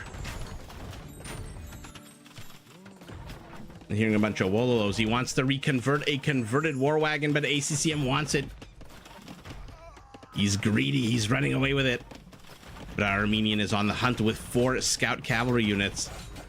They're going to take a while, but they are... I mean, they will eventually kill it, right? Who wins this? Nah, never mind. Why is he running away? You're not going to... You're gonna... Who cares? Lose that unit. It's 80 food. Okay, never mind. Now he's just playing games now. Shaw money. And finally, after about 1 billion years, that converted war wagon dies. And now it's our Koreans' turn. What the hell did you get here? Any attack bonus against ships or fishing ships? Not at all. Okay, so he's going to sacrifice these guys to go after fishing ships. Ah, the fishing ships move at the absolute worst time for green, and he misses. So let's take a look at what's going on around the map, because all of a sudden we've got military buildup, although Team West has double the military count of Team East. What is our Gurjara going? He's going Shrivamshas, having seen our lightning fast Arbalests out of our Ethiopians, which by the way doesn't have thumb ring yet, so they do attack on a 1.7 instead of 1.4. The center is a bit of a detente. ACCM has been knocked off his ass to the north. Our Armenian wants to push in here, but not really pushing in at the moment. And these war wagons are just running ACCM around, like I do with my baby, just to get him to tire himself out. Okay, they pick off another monk. But every time they stop to fire these Hunnic knights, and now Tarkans catch up. A great attack round there from our mangonel. Does get 2 kills. Will he get the villager? He gets the villager before he dies. I mean, Samaro getting about as much value out of those 4 units as he possibly can. Our Lechai, how many relics? He's got 3 relics only. Yeah, where the hell are the chakram throwers? This is a lot of infantry here. This could be very problematic, but he's going Shrivamshas instead. They're elite.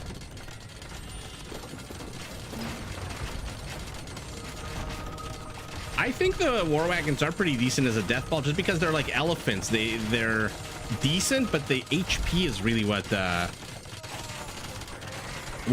makes them super death ball-y.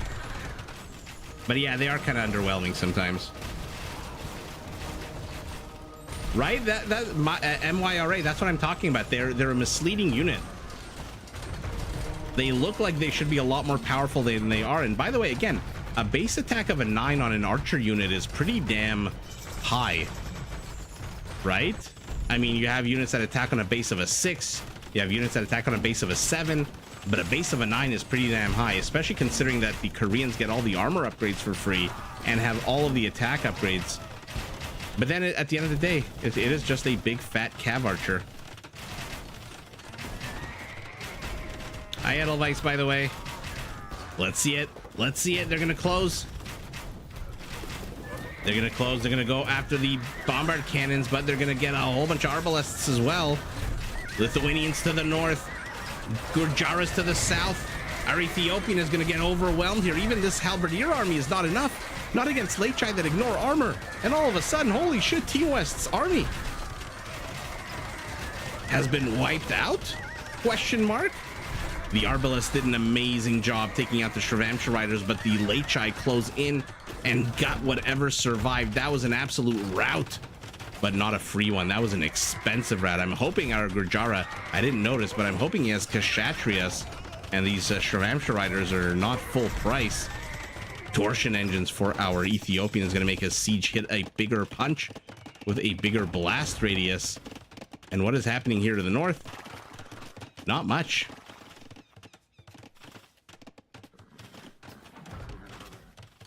I hope we get to Raul. I hope we get to see a lot more chaos here, because we are shaping up. I really want to see chakrams out of our Gurjara, who's going elephant archers. Okay. Tarkans as well out of ACCM. Not a unit we see every day in Rage Forest. Edelweiss, thank you so much for joining, but yeah, go back to sleep. We've got Samurai mixed in here. Not exactly a lot of unique units for them to attack, but the Trebs, does he have Kataparuto? Let's see, they attack. No, not yet. Our Japanese needs to get Kataparuto. He wants them to attack faster. He wants them to pack and unpack faster. I really am curious as to why our Gurjara is not going chakrams. I mean, don't get me wrong. You guys know I'm not going to ever say no. There's Kataparuto for our Japanese. I'm never going to say no to elephant units of any kind.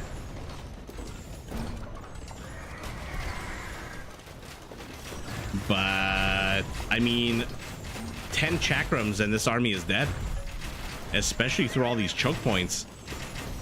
That being said, wait a second. I'm wondering why Gray doesn't have any chakrams. Gray doesn't have any castles. Dr. Cosmonaut has lost all of his castles. The Hunnic Japanese army is moving forward. Halberdiers are going to close on these cav archers, and down they go. Oh, they are melting.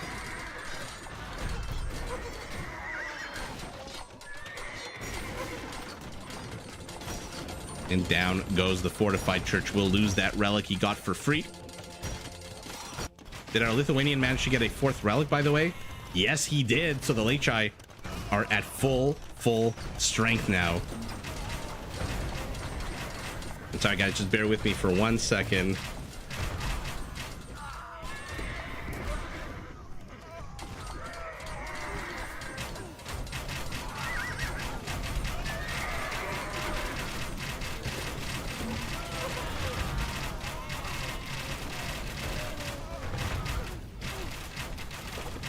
Do the Ethiopians finally have thumb ring?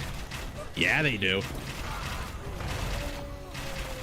So they attack as fast as a Mangadai, which is pretty damn fast. The Lechai are running. They can't take on this army on their own. Yeah, 22 attack on a Lechai ignoring armor is ridiculous. I mean, that's like Manaspa level when it's fully upgraded. But the Manaspa at least takes armor into account. Holy shit! How many Trebs is this? 9 Trebs are here. Okay, so our Armenian is dead, underwhelming. Our Gurjara is dead, underwhelming. Our Gurjara at least ran away with a few town centers. Our Armenians got none of those.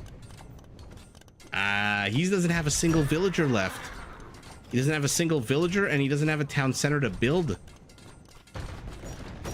What the hell is that? Why did you delete all of your infrastructure? What was the point of that? Shaw money deletes, rage quits. And we've got a turtle ship. We've got a turtle ship for a second, right up into the big fat treb ball. Or maybe it's the samurai here at the corner. No, he's got 0 kills. Get it. That is epic. We've got 4 more turtle ships coming out. Let's see them pop out. Cannon galleons. What an absolute exciting situation here to the west of the map. Let's take a very quick look as the Lechai swarm over. Man, do people underestimate the Lechai. Our Gurjar needs to get his ass into this. He needs to get our attack upgrades. Where are the turtle ships? Why are they not building? There's one, there's one. So he's gonna have only 2 of them. 9 trebs have become 6. Not quite 5. Oh, both of the cannon galleons died to the trebs. But in comes the fat, chunky turtle ship. No, no. I think you have enough range. Oh my god, these trebs are just wreaking havoc, man. These freaking Japanese trebs with their 33% faster attack.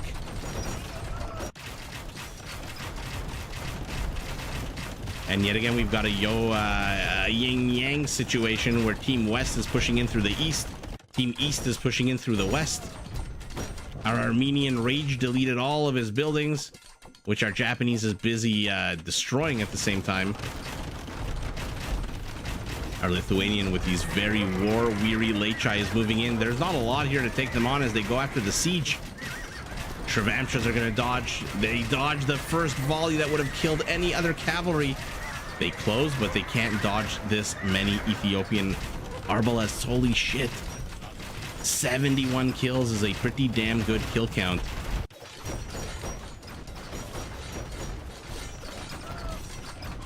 Now the problem is ACCM is going to have to reroute some of these Tarkans to go south, which may stop the Japanese push, although Green doesn't really have much. Holy shit, he's going up to 130 halberdiers. Our Korean, with their cheaper wood cost on these halberdiers. And I guess 130 of them will do pretty damn well, even against a few samurai. Yeah, our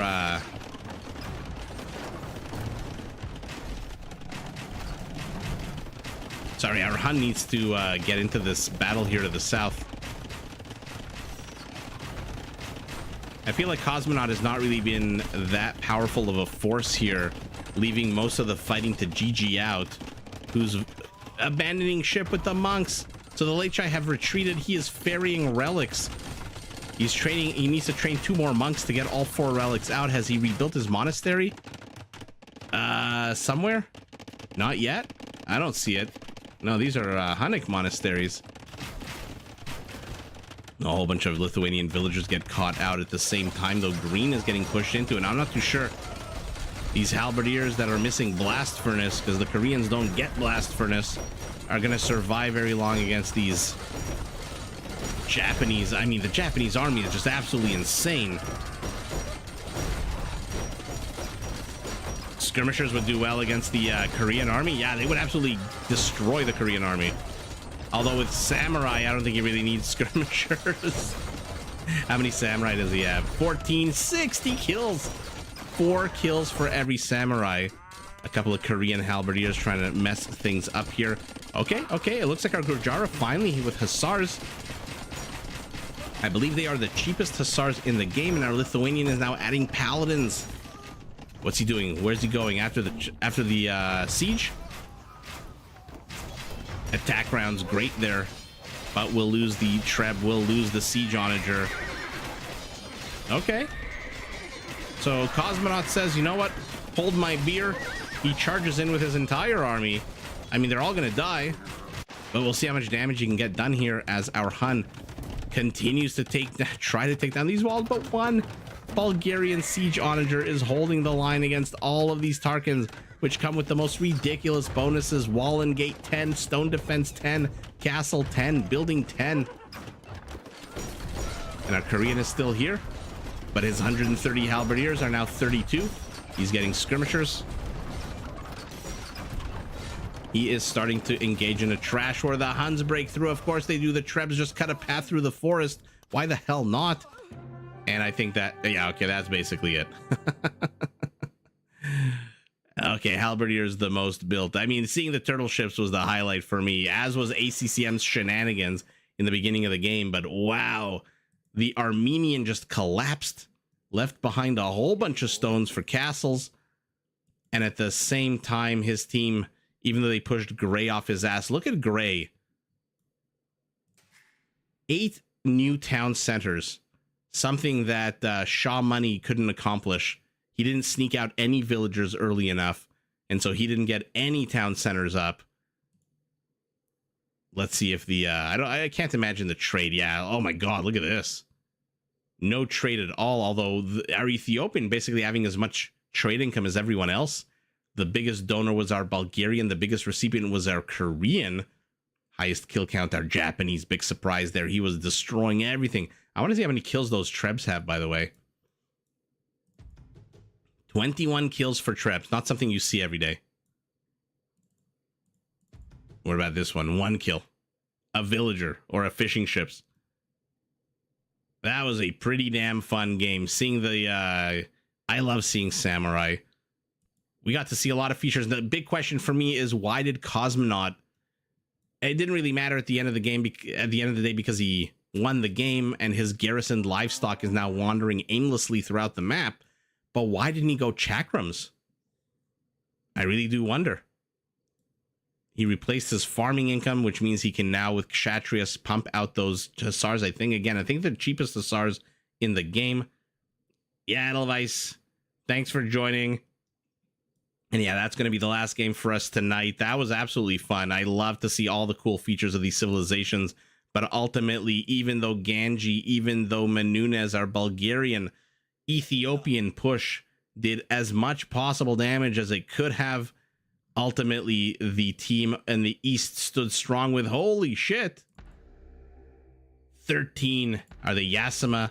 Yes, of course they're Yasima towers, and so not too much that this team can do, especially with green now collapsing, and with green after that comes purple, and purple's got 0 defenses here. This is a completely open base. Wow. I really wanted I really wanted to see chakrams. One of these days we'll get to see them, because there were some times when the Bulgarian halberdiers were stacking really scary style, and a few chakrams could have absolutely gutted them, especially with their attack bonus against infantry. But it is what it is. Didn't really need them. Won the game at the end of the day. 28 samurais, only 2 Shravamshas left, and they are hiding all the way back here. And our Lithuanian still has 29 Lechai, but now he looks like he got most of his relics, with the exception of this one, to a new monastery. And I think that is going to be it for us, everyone. Thank you so much. Thanks so much, guys, for the super chats. Thanks for commenting. And remember, please do hit that like button if you haven't already on the way out. Help me out with that, the infamous YouTube algorithm. And everyone so much. If it's evening, morning, afternoon, I do appreciate you coming and chatting and watching. Even those of you who are lurking and not commenting, really do appreciate it. And until we meet again, I'm going to go to sleep. Have a good night, everyone. The next live, when is it going to be? I'm going to try to do a few more this week. At the very latest, it'll be Friday. But I'm going to try to do a few more in the middle of the week. At the very latest, Friday. If not, a few days before, maybe tomorrow or the day after, depending on how I sleep tonight, and how, more importantly, how the baby sleeps tonight. All right, good night, everybody.